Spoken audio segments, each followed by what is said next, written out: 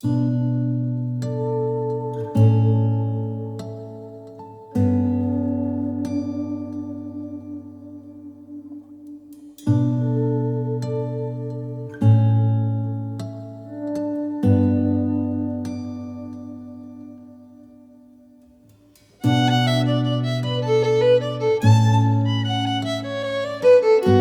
here we are at St Patrick's Cathedral in Downpatrick. And the reason we're here in Downpatrick is because Downpatrick has a great deal to do with the heritage of Hinch Distillery. This town was named after our patron saint, St Patrick. You might have heard of him, he's very famous throughout the world. St Patrick was brought here in the 5th century.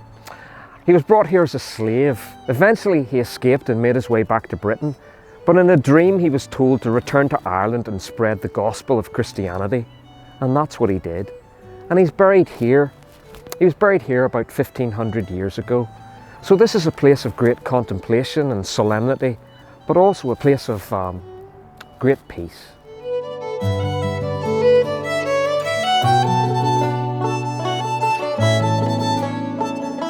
So here we are at the actual place where St Patrick was laid to rest.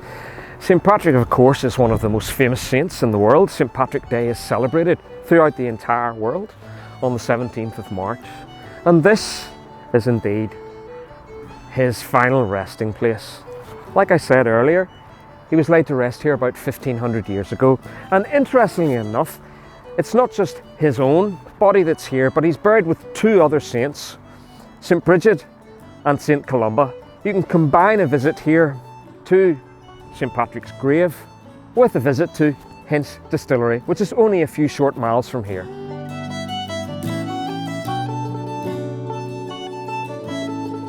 Further south in the county lies a much larger but equally impressive site, the Silent Valley Reservoir.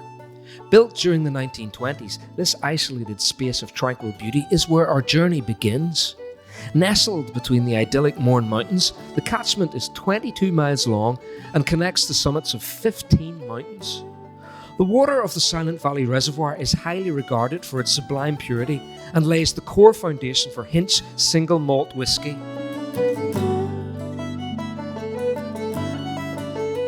So here we are outside Hinch Distillery itself. Hinch Distillery, as you can see, is set amongst the beautiful rolling drumlin hills that are characteristic of this part of County Down.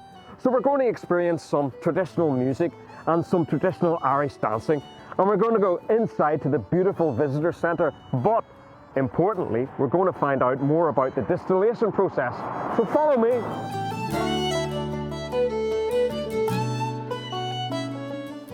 So here we are, and we're actually inside the visitor centre at Hinch Distillery, and we're going to meet Mr. Terry McCartan, who's going to be our tour guide for today. How you doing, Terry? Hello Richard, pleased to meet you. Pleased to meet you. You too. So welcome to Hinch Distillery then. So this is the visitor centre and also our gift shop. Right. Hinch Distillery was set up in November 2020, whenever it opened to the public. It was built by our founder, Dr. Terry Cross, and the actual site is on his home here on Killaney Estate. Okay. So the estate itself, it was built by the 4th Marquess of Downshire back in 1859, and then 161 years later Hinch came onto the land, and we take our name from the neighbouring town of Ballynahinch, which is just down the road, meaning town of the island.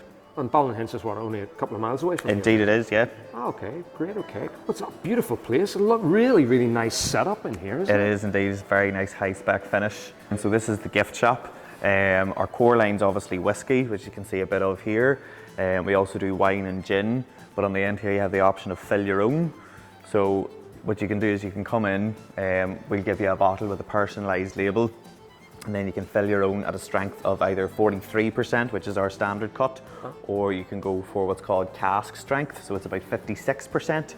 So that's pretty strong. Bit of a punch to it, yeah. So is it unique in the fact that you can actually fill your own whiskey here? It's just one of the kind of different things that we like to do, just to get the customers a wee bit more hands-on, and a bit more kind of intimate with the product, rather than just coming in and picking up a bottle. It makes it a wee bit more personal. All right, so it's more bespoke. That's a really good idea. Yeah. Oh, fantastic. So we'll make our way into the ingredients room here now, Richard. That'll talk us through the raw materials and start us into the tour for the afternoon. Brilliant, okay, right. So after you go on ahead, thank you very much, grab a seat round the table, work away. So in here then, Richard, this is the ingredients room, and this is where we walk you through the raw materials of everything. Grab a wee seat in front of the jars here. Okay.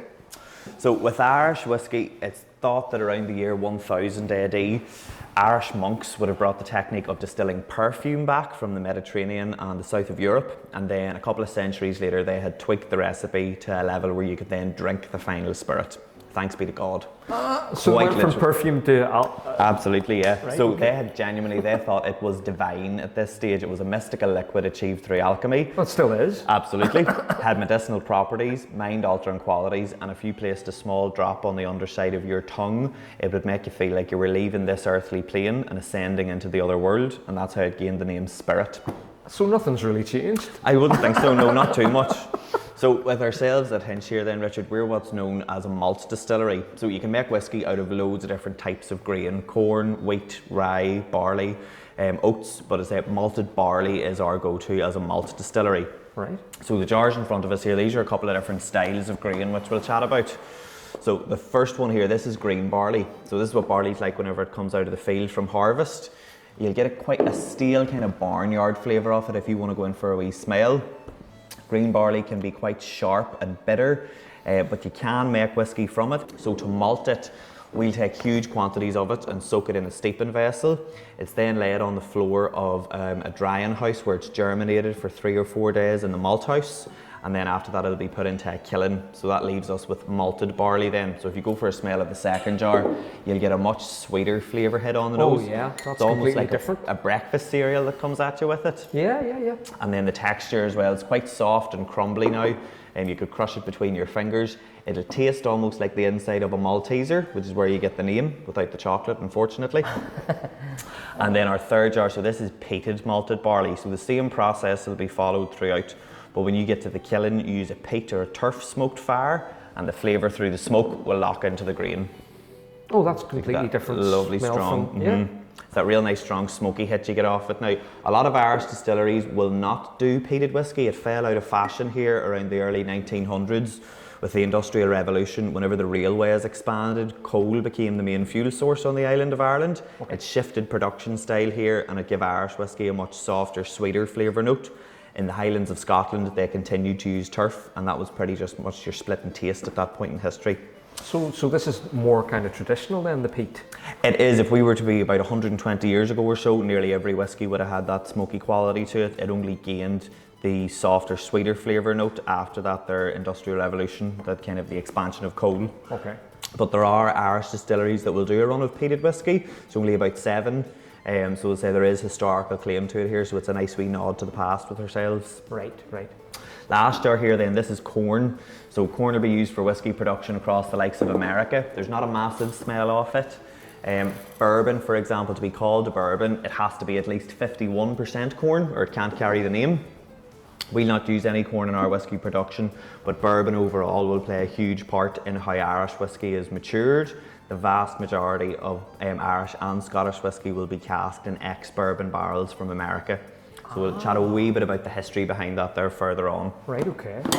So it all comes from just simple natural ingredients from the absolutely, ground? yep. So if you have grain, yeast and water, you're on your way to making whiskey.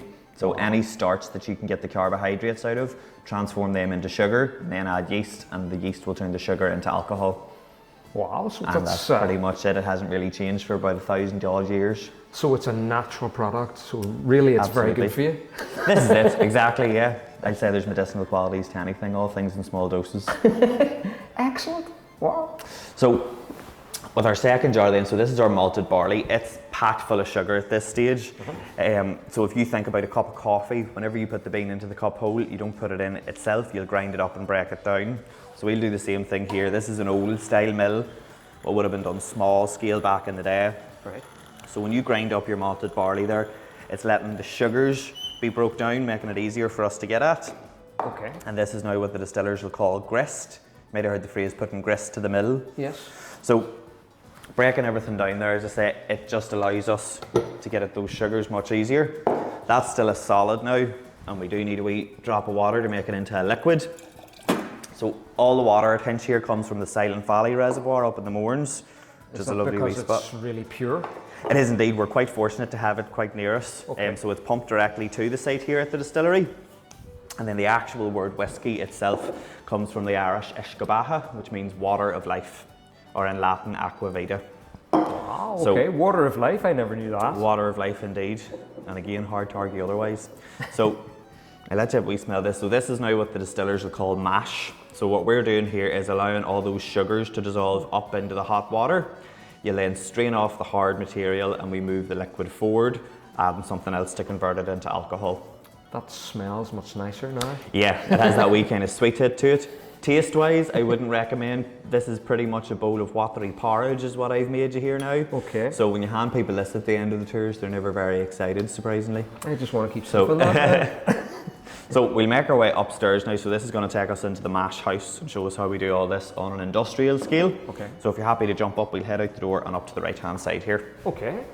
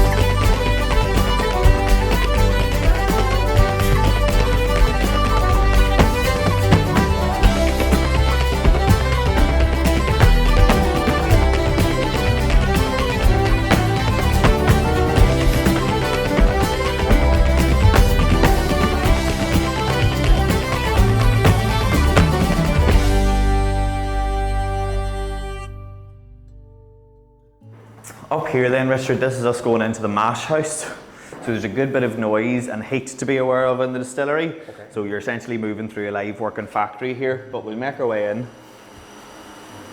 So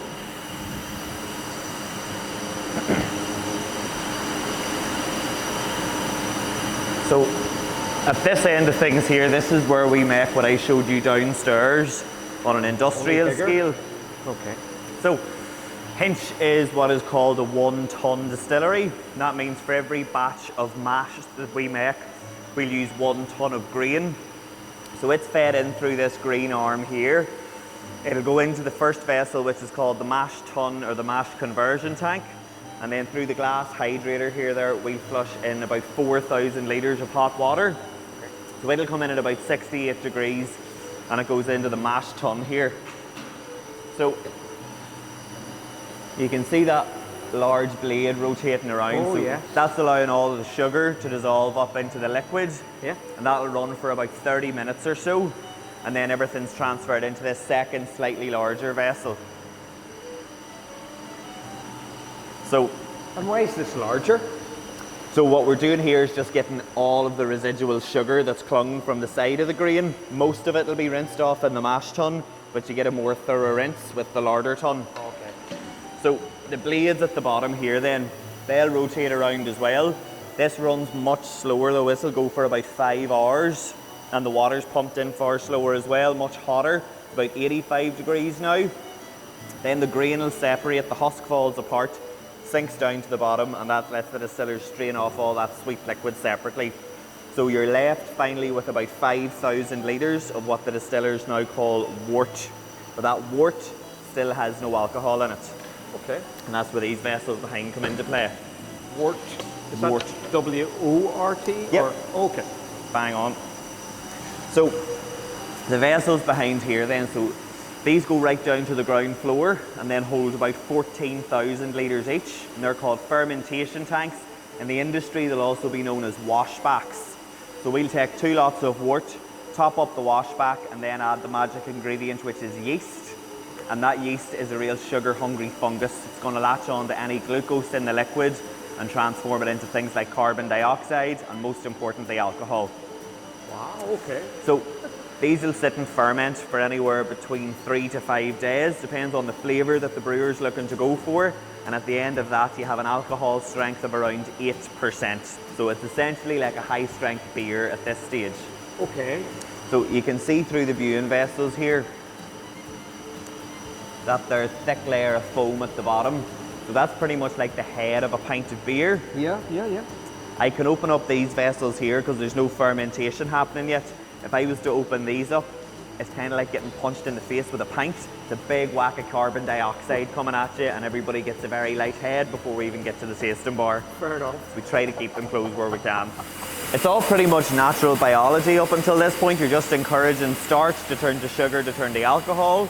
We're now getting into pure chemistry, increasing that alcohol strength. So our 3 copper pot stills here, they're named after 3 local mountains. We have Donard, Crube and Wee Binion. Here then, so this is the spirit safe, and every drop of spirit that we produce will pass through here at some stage. So these 3 fountains are linked up to the 3 bowls behind, or the 3 stills behind rather. Okay.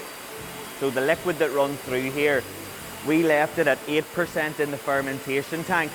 As it's distilled, we're condensing that liquid volume and increasing the alcohol strength. So through the first still, it'll finish up at about 23%. When we get into Crube, it's up to about 60%, so we're now technically a spirit. And at the very last still here through Wee Binion, it'll finish up to us at about 80% alcohol. Wow, okay. If we were to barrel it up at 80% though, we'd lose so much alcohol through evaporation that it'd be a wasted effort. So we cut that liquid back down with water to roughly about 63%, and then it'll be barreled up and sent away for its big sleep. Wow, okay. So it increases through each one of these?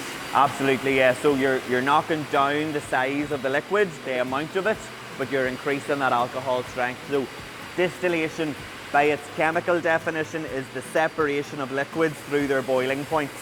Okay. So you start off with 10,000 litres at 8%, and you end up with about 800 at 80%. Okay, right. So quite the difference. Right. So on round here then, this will take us into the spectrum room, and we'll chat a wee bit about maturation. What are these? So these are the angels here. So in the world of whiskey, they'll talk about the angel's share, and it's the wee bit of alcohol that disappears up into the ether. Okay. And it's meant to be what we have exchanged with the gods in order for the knowledge to make this beautiful liquid. Wow, so you actually have them in here? Do indeed, yes. So the 3 angels for triple distillation.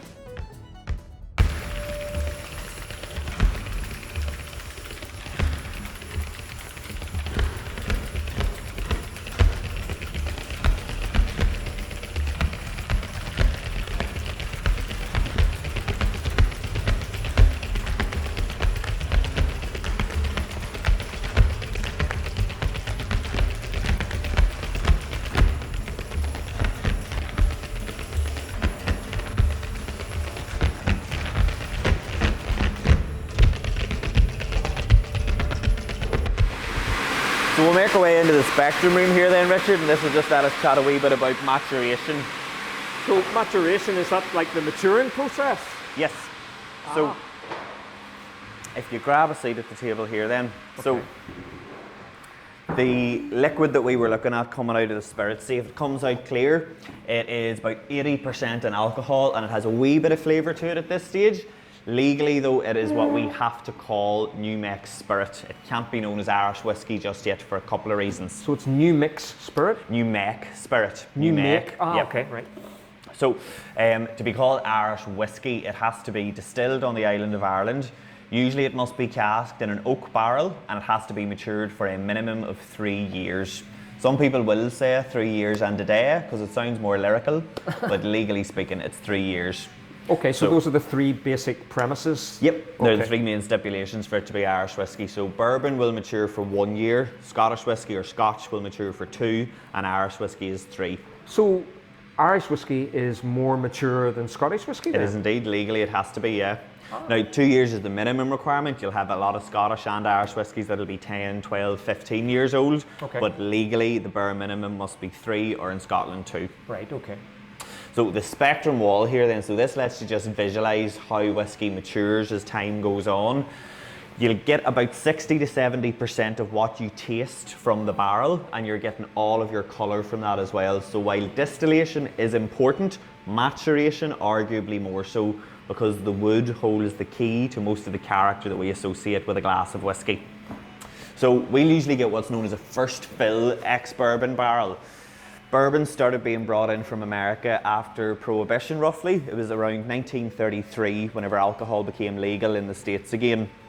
And bourbon distributors at that time had paired up with Coopers, who made the barrels, and the Coopers Union actually passed a law which meant that bourbon barrels could be used once and once only, and after that they had to be repurposed.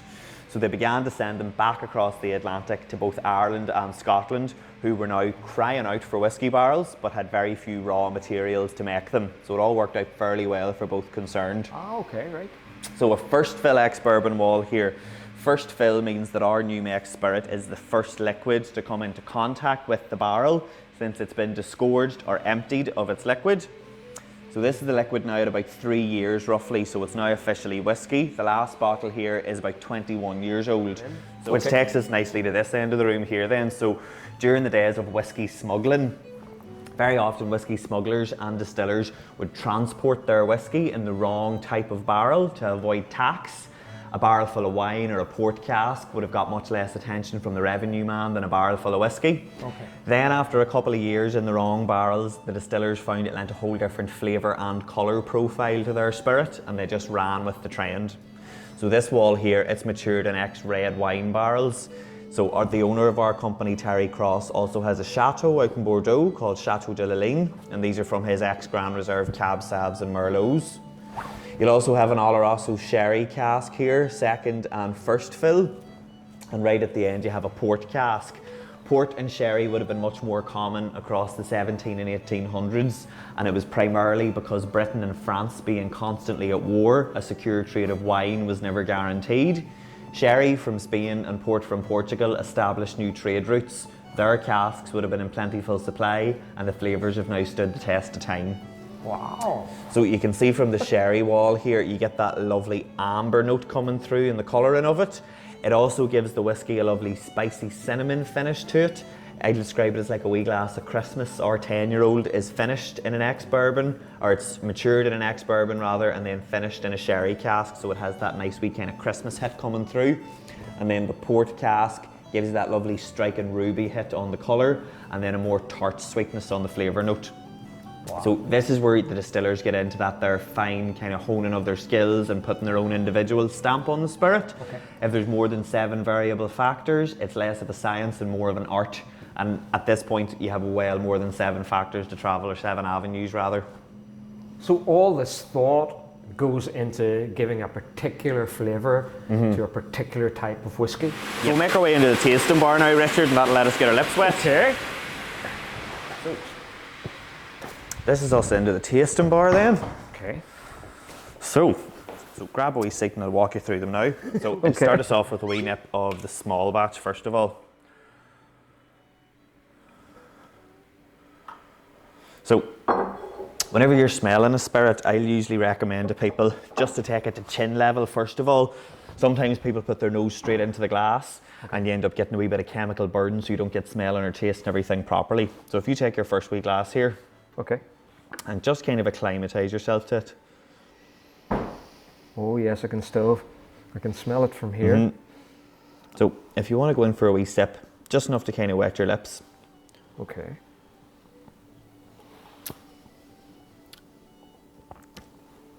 So you should get that wee sweet kick coming through with it. Oh, you do? Wee alcohol punch as well. Your small batch now, I describe it as it's like a wee summer sip. It's quite light and sweet. A lot of non-whiskey drinkers will find themselves nearly converted with it because they don't realise the option of that different style of whiskey is out there. Most people associate it with a wee glass of fire and that real heat hitting the back of your throat. Right. This is quite light and soft. It's only 4-year-old. All our whiskies are overproofed as well, so they're sitting at 43%. Legally, a spirit has to be 40%. Anything less than that will be liqueur. So overproofed means it's that wee bit extra? Extra alcohol, yeah. Ah, okay. So So I say the small batch, it has that nice, light, sweet, summery style. A lovely wee chaser of a whiskey as well. If you're having the likes of a pint of Guinness, it pairs quite well on the side just to keep your taste buds guessing. But I say it's a very simple, straightforward wee whiskey, knows what it's at. Sláinte.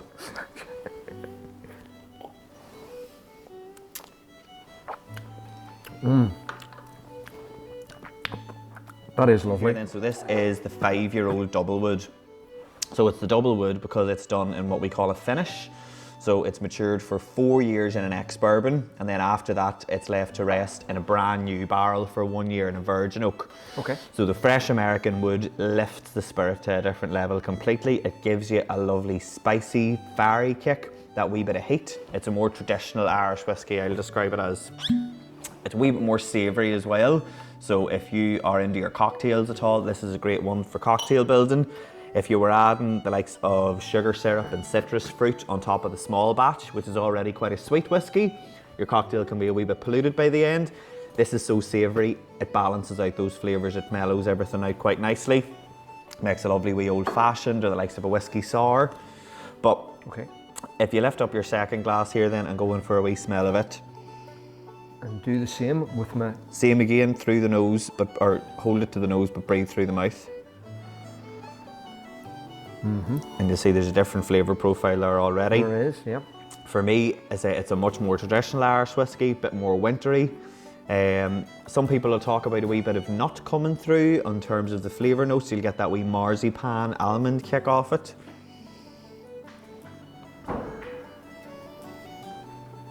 And if you want to go in for a wee taste, well, okay. Twist your arm. And it's a much more layered whiskey. You'll find if you give a wee short breath in, the side of your tongue lights up, you get that whole different flavour read coming through. So our third one then, if you're happy to move on, so this is our 10-year-old. Okay. And you can see there it's sherry cask finish. So it's done for 9 years in an ex-bourbon, and then it has 1 year to finish in an Oloroso sherry. And again, what we were talking about in the Spectrum room, the Oloroso sherry, colour-wise, you can see it's a much darker liquid here. It's had so much longer in the barrel. Yeah. Sherry's also a different colour, so it's going to give that their ruby amber note into it.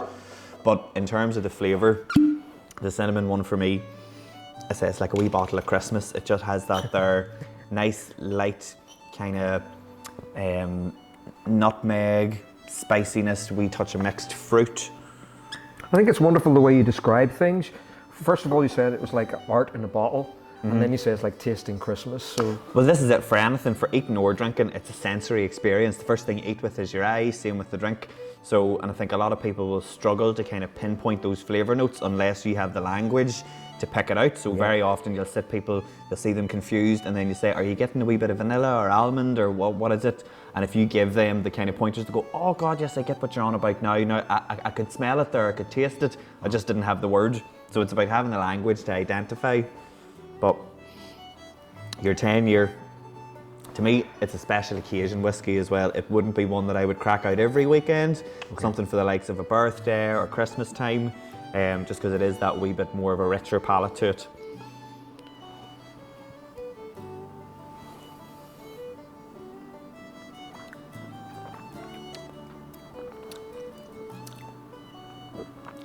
And again, I'm not a massive sherry drinker, but you get those wee notes coming through of that there kind of... it's beautiful. stronger hit. Oh yeah, that is lovely. So that's our 10-year-old. matured twice as long as that then? Correct, yeah. So see me with the adding. that's fairly impressive after 3 whiskies as well.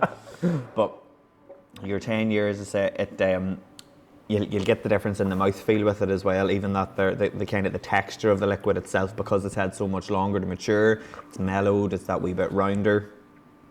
Oh, that's beautiful. So our last one here then, Richard. So this is our peated single malt. So as I said earlier, peated whiskey, it doesn't have a massive following in Ireland. It fell out of fashion here just around the turn of the century, but there is historical claim to it. So it is quite soft. In terms of peated whiskey, they'll talk about ppm, which means parts per million. So that's the amount of turf that you have used to dry the grain out with. So a highly peated whiskey will be between 50 and 200. A low peated whiskey is 1 to 50. This will sit at about 50 ppm in the grain. By the time it's been triple distilled and gets to the bottle, it's down to about 27 ppm. So I'll describe this as a diet scotch.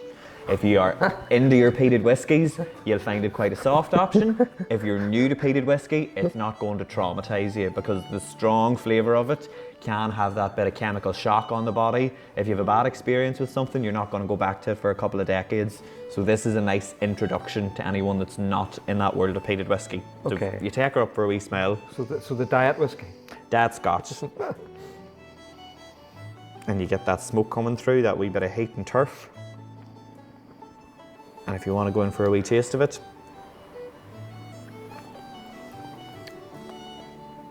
Now we'll give you it last for a reason out of the 4. Oh, For that reason. that's strong. It has that there definite punch to it, to say. Here, but you know what? You can really taste the kind of turfy peatiness of it. Now that's kind of amazing that that's in a liquid. Yeah. And it's been transfused into through the smoke itself like that the turf isn't into the grain at any point other than whenever it's drying it. Now that's quite strong, isn't it? Strong flavour from what we have just had, absolutely. But if we were in Scotland, this would be like diluting juice in comparison to someone's, not in terms of the alcohol percentage, but in terms of the smoke. So you'll get different ones. Say this is about 27 ppm. You can get ones that go right up past 200, which at that point is a bit like biting a lump of turf. If you're into that flavour profile, that's fair enough. You will get ones that move up different scales. But for an Irish palate, this is a nice introduction. Absolutely. So, wow.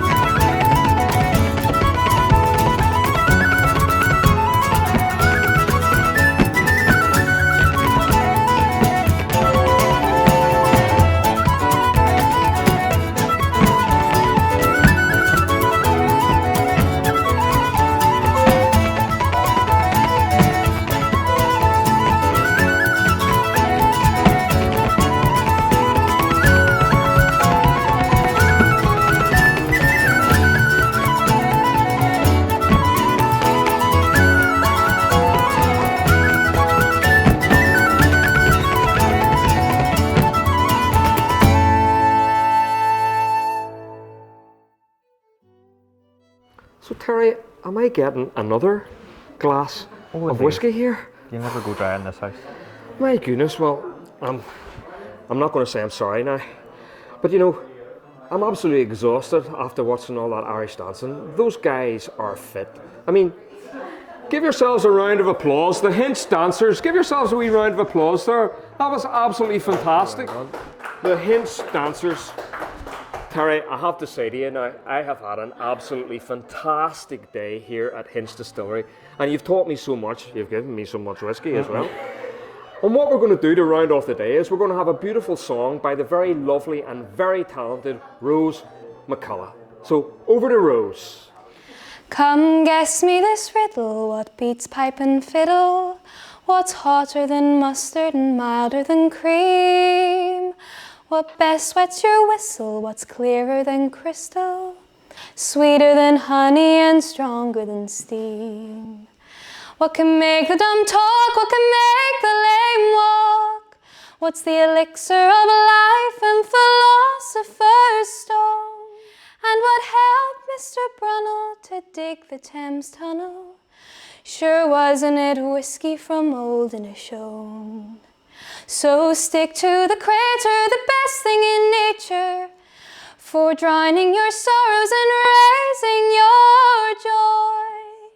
And boy, I half wonder if lightning and thunder was made from the plunder of whiskey, me boys.